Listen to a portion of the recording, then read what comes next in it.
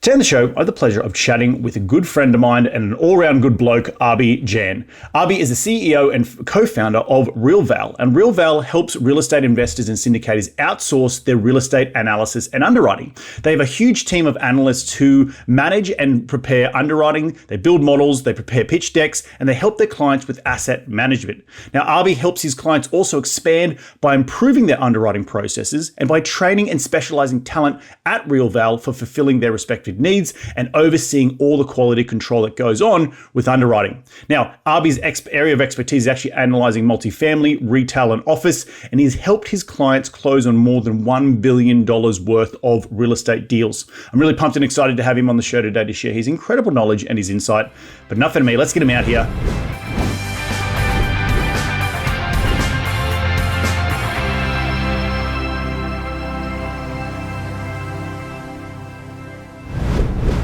Hey Abhi, welcome to the show. How you doing today, mate? I'm good. Thank you so much for having me, Reed. Mate, my pleasure. And for those listeners out there, I use RealVal, right? I've been a client of RealVal for a couple of years now, and we'll get into what Abhi does, but it's also Abhi's first time being on a podcast. So welcome to the podcasting world. It's a great way to get your message out there and what you do. But before we get into all of the good stuff and all the juicy bits and the meat and potatoes, as we like to say on the show, can you rewind the clock and tell me how you made your first ever dollar as a kid? Yeah. So I have always been in India, and in India we don't generally start in the early stage in the teen, in early teenagers. So what we do is basically study all until graduation and start our jobs right after that. So it was similar thing for me too. And my first earning was with an auditing company. Mm-hmm. I am a chartered accountant. So I was an intern with them, and I was an auditor. So we used to audit multiple companies with from different industries. So that's my first thing. I used to use that stipend, a small stipend. That's it was $6,000 in INR, and if you convert it, it's less than $100. Is that a week or a month? Wow. Yeah, a month, yeah. That was your starting job coming out of university? Yeah. That's incredible. Tell me how your relationship with money is in India when you're growing up. Did your parents did they talk about it? Did they, were people talking about building businesses, or was it just all about study, get the best job you can, and then, save after that if there's any saving? Yeah. It's majorly similar to having studies as your priority. Initially my parents are not that well educated. They haven't completed their schooling either. My father is a businessman, and he always wanted me to be a part of his business as well. But it wasn't something that I enjoyed, and that's something into manufacturing. So I wanted to do something which I'm studying, something that relates to my study. So I really liked finance, building models and everything. So I started working on those kind of things, and here I am. Here you are today.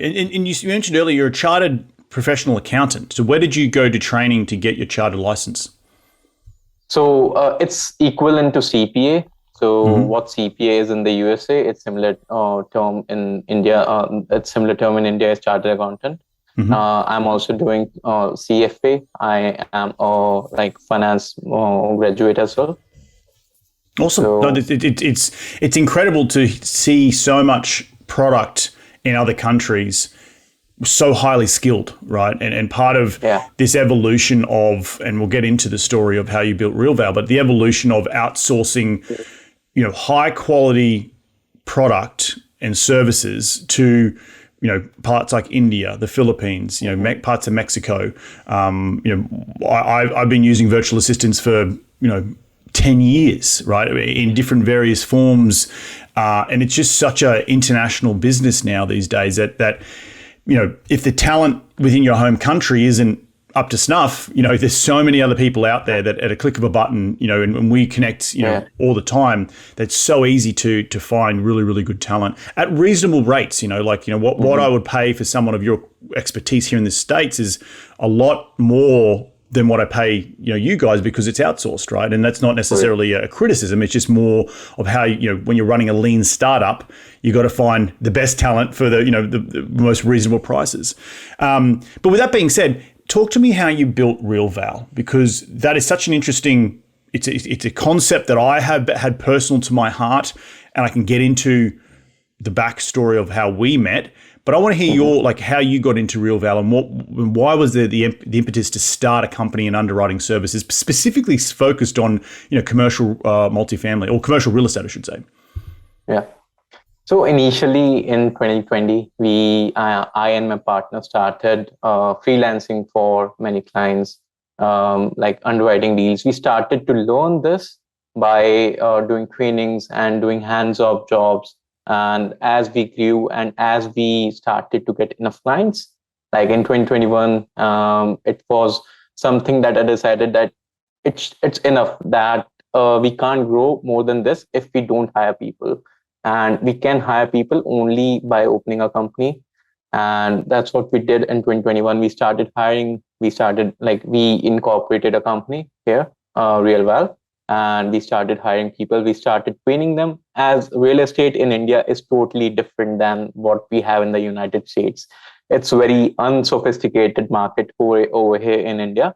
So there's no specific education related to real estate over here.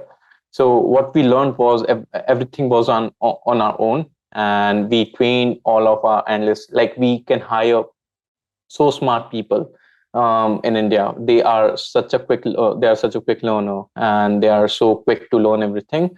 And that's what we saw, that we can train them. We can set up a process where we can train everyone on how things can be done, how to underwrite, how to build models if they're good in Excel.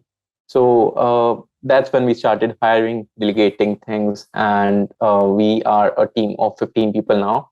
And yeah.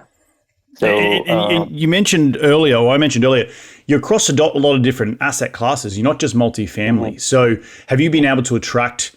Give us the sort of the smorgasbord that you can do within the capabilities of RealVal. So we have several asset classes. We have specialization for different asset classes with different analysts and with different managers.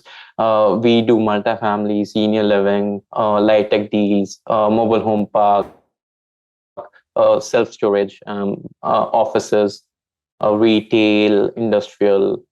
Majority of the asset classes have worked on data centers. So there are a lot of asset classes that we have covered. And there are some smaller niche that are yet to be covered, like scientific research and all.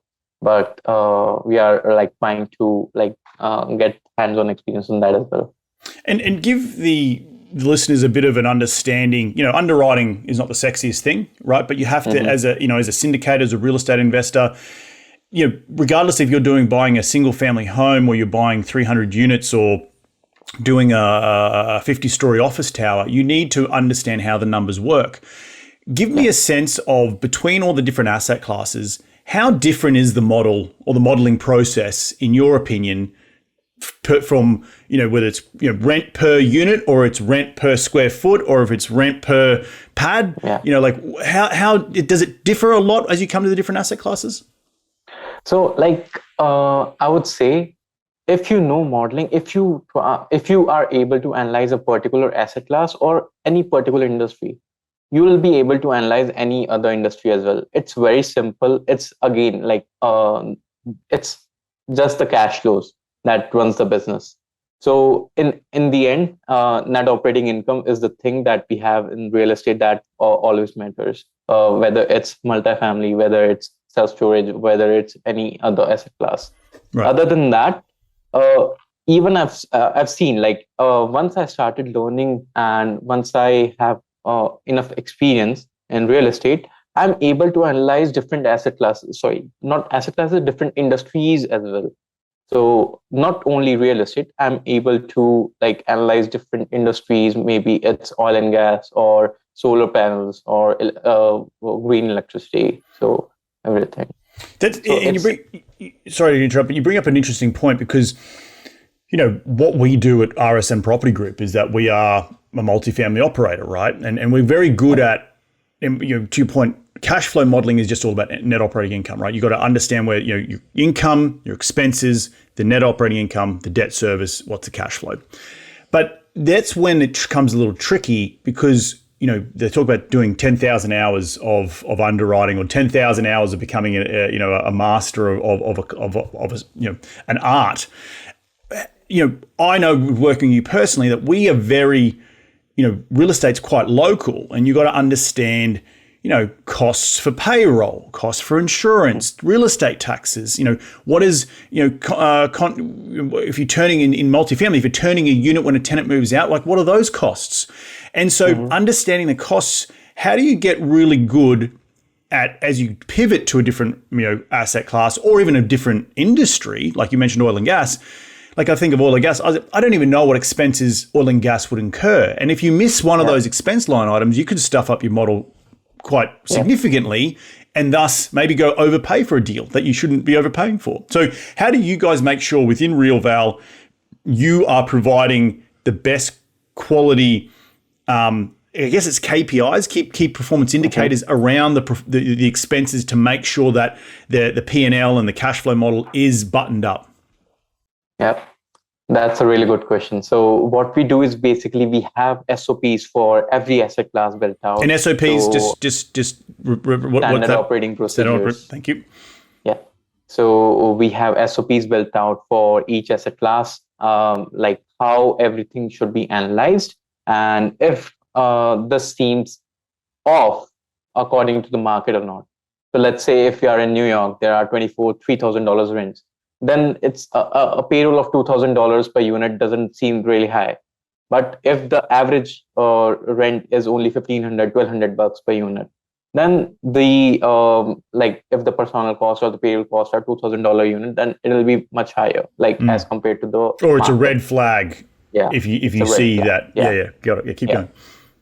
So similar to that, we have set up standard operating procedures for each asset class based on our previous experience in underwriting many deals. So we have seen this is what you should usually be incurring in operating expenses in a particular market, like depending as a percentage of the income. So based on that, we set up procedures where each analyst can go to them and see if this is a red flag or not. And if it is, we write questions and which can be asked from brokers and while touring the property and all. Look, as well as I do, you've underwritten a lot of deals across a lot of different industries that you get an OM from a broker, whether it be a multifamily, self-storage, mobile home park, office, and it's a little bit of BS. Sometimes it's a bit rose-tinted glasses, right? They've got a P&L on there. I've always had the adage of chuck it out the window, use it as maybe some light reading before you go to bed. But in general, you sort of got to come up with your own set of numbers because you want to be conservative, right? Because the assumptions that you make on the growth, on where you can push rents to, where you can cut operating expenses, that matters, right? That drives the NOI. So how are you seeing that in today's market as deals are sort of getting harder and harder to pencil? Particularly over the last couple of years, and now we're coming into sort of a high interest rate environment. How are you seeing the game change in underwriting, and how much better do you have to do as an operation with RealVal to make sure you aren't giving advice to an investor who's like, well, RealVal said it was a really good deal, but it turns out to be not a very good deal. Yeah. So what we do is basically we try different scenarios. In today's market, getting a really cheap finance loan is very difficult. So people are trying to get deals with assumable loan, properties which already have a very low interest rate and already have a lot high IO period left in that particular property. So what they do is try to get those deals, add supplemental loans, or maybe refinance once if the term is about to over in a couple of years. So those things, and other than that, expenses. Of course, OM usually suggest expenses or income which are most aggressive, so the deal can sell at a particular price that they want. But what we do is basically not look at the OM as a guidance to our underwriting, but to compare. Let's say if we have underwritten the property and we are very far off the guidance that the broker has told, it's 20% off. So what we see what expense assumption or any rent assumption has the broker taken in their OM, and accordingly, how is it different from our assumption, and why is there a particular reason why they have taken that? So let's say R&M expense is very high in the T12, so accordingly we have taken a higher expense. But sometimes they don't specify if the R&M includes the capex or not. Mm-hmm. And if the OM says that these R&M expenses include the capex part, then we reduce it for now, but keep it as a question to be confirmed from the broker. And things like that, like insurance and taxes are usually the deal breaker in a deal, and that's what the broker claim to have. Let's say that you should consult with your tax consultant or insurance consultant before. You should not believe the OM numbers for tax and insurance. Right, so that's what we should do as well. We for taxes, what we do is we call up counties. We check when the reassessment would be of a particular property, what the millage rate exactly is, and if they have reassessed the property in this year, what are the updated numbers. So there are counties and states where the property is not reassessed right after sale. So what we do is we confirm them from the county, and only after that we assume the taxes. Yep. No, it's interesting, right? It's such a, depending on how conservative or not conservative you want to be, you can really make it. Essentially, it's crass, but you stand around sort of. Salivating over a spreadsheet where it's just numbers on a spreadsheet, right? I can make a spreadsheet look at any way I want it to look to make the deal look pretty, right? And so, particularly in today's world where you've got investors, we're coming into sort of turbulent times with the economy, you really got to be careful with what your assumptions are. One of the things, as I mentioned earlier to all those listeners, I work directly with RealVal. You are my underwriters for RSM Property Group. But one of the things I've been encouraging you guys to do, and what I kind of geek out on is the data collection, right? You're across so many different. Not only do you do underwriting for me, but you do it for a lot of other clients and a lot of other industries. So, I know at least with our deals in our markets, I get you guys to track the data, track what we're underwriting, what deals are we underwriting, and how have they performed, or where do they end up selling? So, how much is data collection in your business, on the back end, important to then make those assumptions that we talked about earlier more concrete? So, well, actually, that broker, we've underwritten 20 deals in Dallas, for example. We know that the average 1980 building doesn't operate at $2,000 a door. It operates more at $4,500 a door, right? How much of that is really helping you drive the business and really creating value within the business? Because I feel like that would be the biggest value creation for you guys as you're starting out a company like RealVal. Yeah. So like we are doing for RSM Property Group, we are doing that internally as well. There are two sets of data that we usually prepare. Is the deal that has come onto the market right now is maybe a deal that has been on the market for the past 6 months and has been reintroduced in the market, which is happening nowadays very commonly. So I'm seeing properties that are coming out of the market which were $10 million, which were having a $10 million higher guidance 6 months back. So that's happening, and that helps us analyze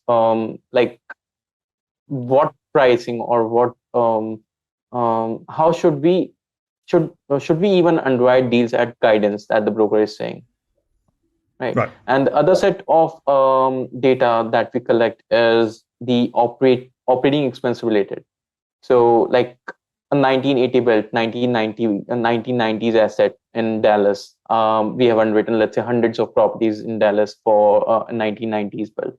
So we have data for all those properties, like what they are being operated at, and average out everything. We get an idea, like what's the payroll in that particular area, what's the like the turnover expenses or insurance expenses in that particular. Usually, some of these expenses differ on property to property basis, but a couple of things can be referred to with that data and which are very accurate. No, and that's the beauty of working with a group like yourself.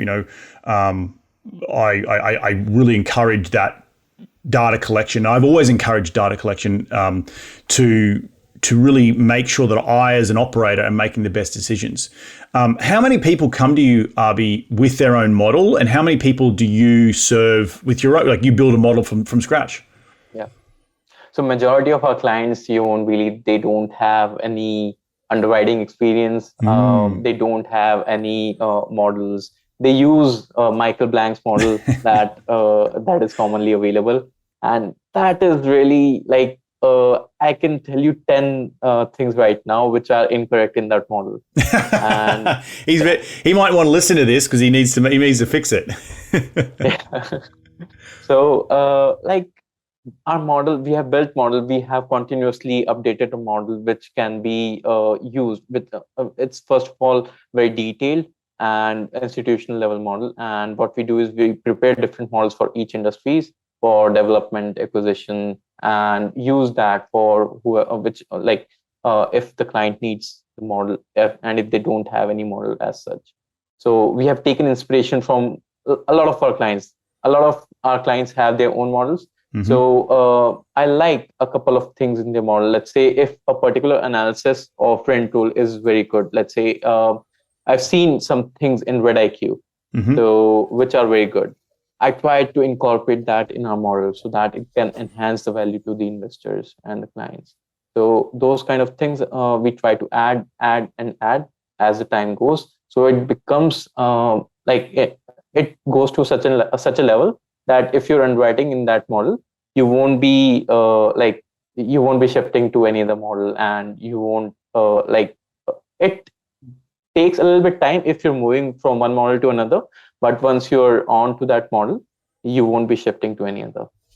I want to come back to RedIQ in a second, but I do want to have a bit of a story time here, and it's important for me to state this because the first, and this is for everyone out there listening about how to get started in underwriting. I personally have been, I'm quite handy with a spreadsheet. I remember building my first cash flow model back in the day. It was, for my triplex that I bought back in 2012. It was very rudimentary.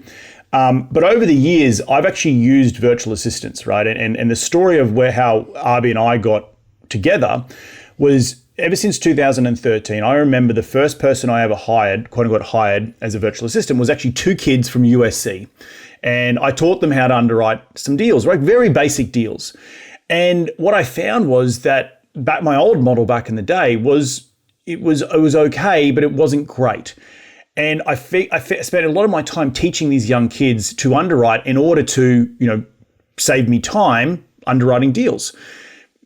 Over the years, I then found that I started hiring younger kids who come out of uni, are in sort of their first or second year at a big shop. They're not earning a ton of money, but they wanted a bit of side income. And so I'd hire these, guys 10, 15 hours a week.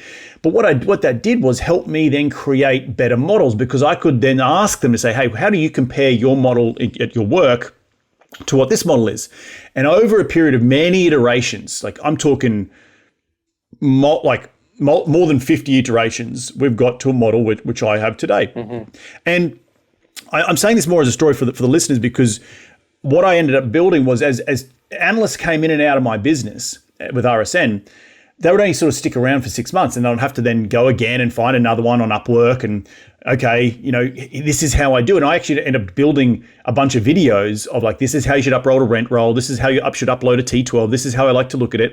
And it wasn't until I stumbled across Abhi and AJ. And historically, I was very hell-bent on using US talent, right? Because I was like, I need to have US talent who've gone to US universities and understand US real estate.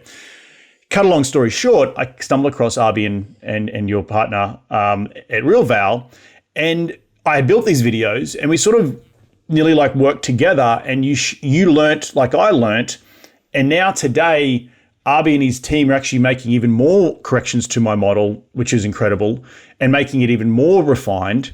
And I just sort of say that because I have been close to the veil and close to the coalface, so to speak, in building models and trying to build out a do it for yourself underwriting service. Because my idea, and I don't know if I've ever shared this with you, Abhi, was a couple of years back, probably 2016. I tried to launch with another syndicator friend of mine, Omar Khan, a thing called Deal Analytica. And Deal Analytica was going to be like a Red IQ, but there was sort of these two worlds, right? There was, you could have, my idea was, how can you have an underwriter for a fraction of the cost without, if you're in that sort of, you're just getting started, you're a syndicator, you're not a big shop that can afford to have a full-time underwriter who sits at in the dungeon and pumps out models, but you wanted something that was a little bit more, 1099, freelance work, but it was more of a package. Like you come through a process. This is how you upload the T12. This is how you upload the rent roll, and we're going to produce you a package at the end of it. But it was actually run by actual people and not a software, because I found out software like Red IQ, it only goes so far, right? And the software at Red IQ it's still the person who uses it has to still enter all the data, where I saw a real need, which is what you've created, Abhi, and I'm coming around to my story now because I'm ranting a little bit, but it comes back to you've created a business around a done-for-you underwriting service from soup to nuts for those people who can't necessarily afford to have the full-time underwriter sitting in their office, but they know they need underwriting services and capabilities. And that's what I've always wanted to build myself, but I've never had the time or the energy because I've been building my company RSN. But it was when I stumbled upon you two, it was sort of like we instantly clicked, because I'd already had this thought of doing this thing, but I never had the time, where you guys were like, I see a value in the industry. And now we've kind of worked together to, I hope, make each other better. but the idea is it was very kismet and coming together, but that the industry really needed that hole to be plugged. There was, go hire a person for $70,000 or $80,000 a year, sit in your office. There's Red IQ, but then there's nothing else, right? But there's a lot of people in that lower tier that want professional institutional underwriting, but don't have the time and the energy to go do it. And this is why I want to get you on the show. And I'll shut up now, but I just wanted to bring that as a story for all the listeners. And I'll let you comment on that, Abhi, because I think it's important to bring these services to the industry as people are getting involved, because you can make bad decisions if you don't know how to underwrite. I'll let you comment. Yeah, of course. So, one thing that I'd like to add is, as everyone usually at a particular level knows that time is most valuable. Their time is most valuable. And rather than underwriting deals or doing repetitive tasks that are signing for signing CAs, getting deal room access, contacting broker for the pricing and all. So these kind of things, these kind of repetitive things, is something that takes a lot of time, and underwriting can take from 2 hours to 4 hours a day. And if you're underwriting 2 deals a day, it'll take a whole day. Right. So they'll not be able to connect with other investors, brokers, and make broker connections. So broker connections nowadays are very important, because 1,000 people are running behind the 10 deals. They are fighting for 10 deals. So having really nice broker connection in the area that you're targeting are really important. And so they can send you deals pre-market. And we have seen with a lot of clients that they have closed on pre-market deals rather than before coming onto the market. So that's really helpful. And a couple of clients are having difficulties raising investment as well. So that's also because they don't have time to connect with different investors, develop their network. But I also suggested them to maybe start going on podcast of different people, so that they'll know different investors. What they are doing is they are doing the property management on their own right now.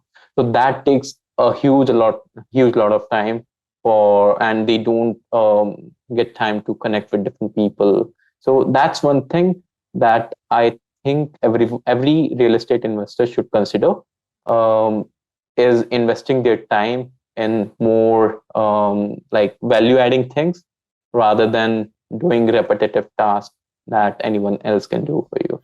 Or it's a task that you're not good at, right? There's a lot of people out there who love the business of real estate. They love going out and connecting with people. They love finding deals, but they don't know how to work an Excel spreadsheet, right? So you're going to be dead in the water if you don't have someone on your team that can fill that gap. You can go out and hire someone full time, or there's groups out there like RealVal, which I'm very proud to say that I was there at the beginning, and we've fostered a relationship together, and I expect to work with you guys for many years to come, and I can see how the growth that you got because of the way you apply yourself to your SOPs, to your details, to quality control, to making sure you're capturing that data, to making us as the syndicator nearly like the engine behind the car operate most efficiently, and understanding where my time is best spent. And I understood that many years ago when I first hired those kids from USC, that me underwriting 3 or 4 hours a day was an absolute waste of my time, particularly when I was trying to work a full-time job and have a life and have my girlfriend and all that sort of stuff. But I knew early on that I was half decent at underwriting, but I could make it better by outsourcing to people who were smarter than me. And here we are 7-8 years later, talking to you on this podcast about the evolution of all of this industry, and there's so many fascinating things that I've seen and witnessed over the years. Another awesome one around technology is, the online deal rooms, the online portals. Like I remember back in the day when it was just all DocuSign and you kept it on a G drive, right? Today, everyone's got, Juniper Square and Investor Deal Room and, Cashflow Portal, and the industry has evolved, and so has the servicing behind that in this industry in commercial real estate. And I think it's only something that's good for the business, right? It's good for you guys. It's good for us. I just really appreciate the working relationship we have. Yep. What we do is, as a quality control is another thing. We have like managers allocated to different analysts. So every manager has a couple of analysts under them. So whichever analyst is directly connected to the client, they don't directly send the deals to the client unless they are very experienced and the client is comfortable. So once we are onboarding a particular client, what we do is we allocate the manager as well as the analyst, so that the manager has a lot of experience, and they're able to understand the client's process, or if they don't have a process, they'll be able to develop a process, as they have been seeing different processes of many investors. Yep. So they'll develop a process as per their requirements and as per their needs, so that it can help them out in future, and review all the work, all the deals that the analyst is doing. So it always comes to the investor as a one-step check. And once they are comfortable enough, in a couple of months or so, they start to go more on the back end and have the analyst get go. Yeah, no, it's a great system. I think it's, just to reiterate for those people who are listening, is just like, so the team has managers within the organization that are interfacing with the client, and then those managers supported by junior analysts who help pump out the multiple iterations of the different deals and the different models to then come back to the client like me. And I've been fortunate enough to see that firsthand, and it's been quite successful in terms of turning around product really quickly. So Abhi, the last question before we get into the lightning round is, where do you see the company going? What's the sort of vision over the next 5 years? So I actually created a vision with my partners like last month for the next 3 years. So what we're planning is to, like, currently we are 15 people, and in 2023 we are planning to expand really quickly, even though the market is down, we know. And since the market is expected to go up in June 2023 or so, and what we're planning is we are redeveloping everything. We are redeveloping our process, and we're planning to maybe expand our company by 3 times by the next year, by year end. That's 2023. Awesome. Look out, RealVal. Look out, Red IQ and Bullpen, because RealVal's coming for you. I know. And I'm, awesome to be along as a client for the ride. So I think it's incredible. And as I grow as a client as well, I know I'm asking you guys for certain stuff, and you're taking it away, processing it, and coming back to me with ideas of how to capture that extra bit of data, or one thing we've talked about at a long extent is the access to CoStar, right? It costs a lot, but you guys are at the forefront of underwriting so many deals already. Maybe there's your own mini CoStar within your own system. So it's incredible to see you grow, and I just wish you all the best. But at the end of every show, I do like to dive into the top 5 investing tips. You ready to get into it? Yeah. Mate, question number 1 is, what is the daily habit you practice to keep on track towards your goals? One thing is, I really like working out. So even if there's loads of work, I don't miss my workouts. And so that's one thing that keeps my mind clear. Mm-hmm. And that's something that I would recommend everyone do as well. What sort of work? You're running, you're going to the gym, you're doing yoga, what are you doing? I'm going to the gym. Yeah, nice. I'm 100% the same way with you. If I don't do something physical in the day, going to the gym, going for a run, going for a surf, I get a little stir crazy. My wife gets annoyed with me and she says, "Get out of the house and go run around, go run around the block." So, question number 2 is who's the most influential person in your career to date? To be honest, you. Really? No, that's no way. Come on, who else? Actually, I've seen you from starting RSN from zero, and I've seen you close deals, 2-deal portfolio twice in this year, and I've seen your mindset. I've listened to a lot of your podcasts, and I also talk about you with Anshaj, and we always say that a read is going to go a long way, and well, I'm very humbled. Thank you. I just for the listeners, I didn't set Abhi up just to say that. So to thank you, my friend. I thank you. Thank you. That's all I can say. Question number 3 is, what's the most influential tool in your business? Now, when I say tool, it could be a physical tool like a notepad or a phone, or it could be a piece of software that you just can't run the business without. What is it? It's actually Microsoft Excel. So that's something is a base for everything that we do. And without Microsoft Excel, it wouldn't be possible to build models. It wouldn't be possible to build underwritings and do all the analysis that we do right now. Right. No, it's that and Zoom probably, right? Because you guys are in India, and we're halfway across the globe. So I completely agree. Excel, it's come up a few times in this question over the years. Excel is definitely, if you don't know Excel, find someone like Abhi who does know how to use Excel. Question number 4 is, in one sentence, what has been the biggest failure in your career? What did you learn from that failure? Actually, I have failed a lot during my studies initially, and I've learned that discipline is a very important thing. And if you don't have discipline to do a particular thing, you won't be able to succeed. And failures are something that I've learned a lot from. And I've failed a couple of times during my education, and I've always learned new things from that. And I've always applied those things in my future as well. Another thing that I have seen is no amount of work is small or big.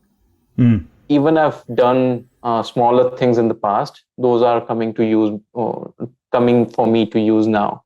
So I used to work for a company where I used to build just charts every day for a couple of months, and I was so bored.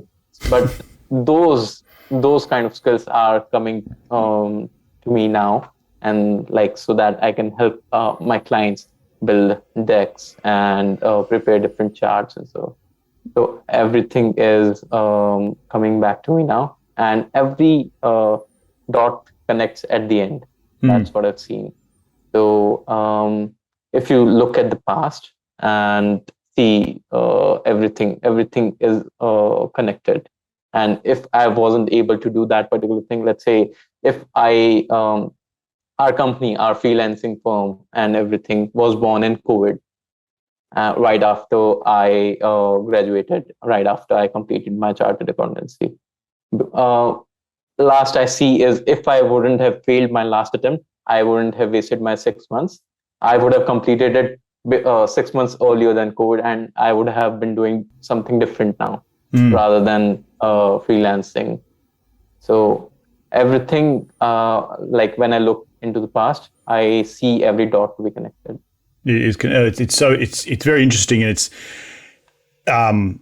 you're right, and I've got a similar story, and I won't bore you with it, but it's sort of like those pain. You mentioned creating charts. It's like a pain, right? You look back and you shiver because you like, I don't ever want to see a freaking chart again. But now it's a skill set that you've picked up that's helped provide some of the fundamentals of what the business is, the business service that you're providing today, and looking back, you also, for those people who are listening, if you are in a job that you freaking hate, try and see what skill sets you can take from it that are going to help you be the better entrepreneur in the future.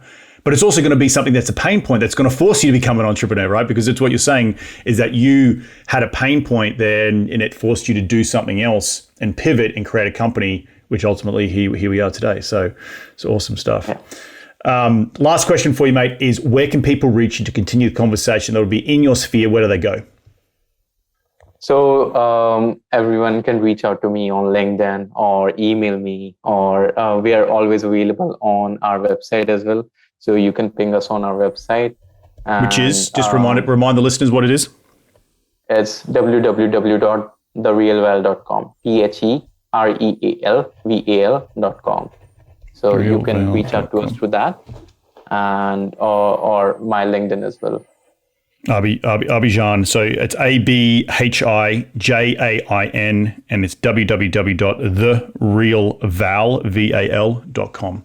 Yeah.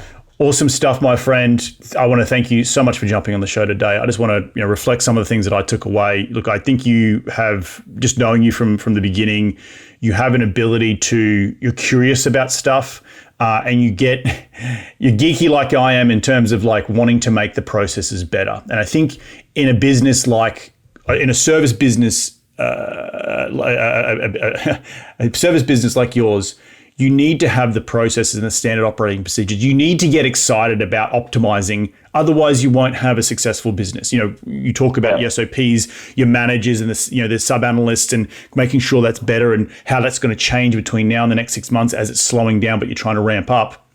Those are the things that I want to see as a client in a business owner, as a CEO, particularly around underwriting, because iron sharpens iron, right? We want to constantly get better. We want to constantly improve on what we do. Underwriting can be complicated, but also can be very, very basic. And I know that you and I have had many long conversations about complex models, but then we've had to break it down to, okay, what are we picking it up for? What are we trying to sell it for? Do we believe in that? Yes or no? Yeah. And at the end of the day, we have all these complex systems. We have, we come to the same answer, but having someone who's passionate about creating those systems, I think, is really, really important. And that's something that I see within you as a real, huge value in your sort of special sauce and your superpower, so to speak, in creating RealVal and in what the company is today. And I'm just excited to see it grow into the future. So, did I leave anything out?